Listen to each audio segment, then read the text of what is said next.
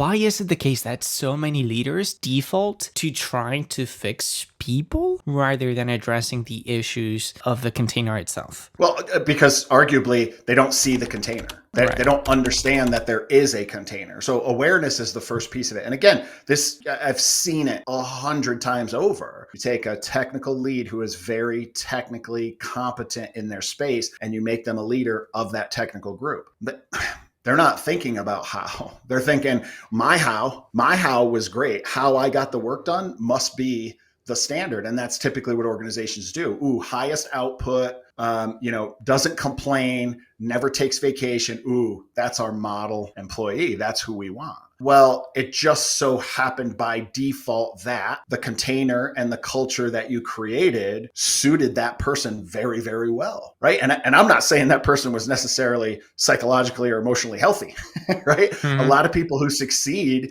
in toxic containers and in toxic cultures are people pleasers. They're very fear-based. They have a lot of issues going on that make them look like model employees, but they are inside stressed, burnt out, very unhappy. Man, sounds like a perfect recipe to just die when you're 40 at that point. Oh yeah. Oh, absolutely. Right. And listen, this stuff is not rocket science.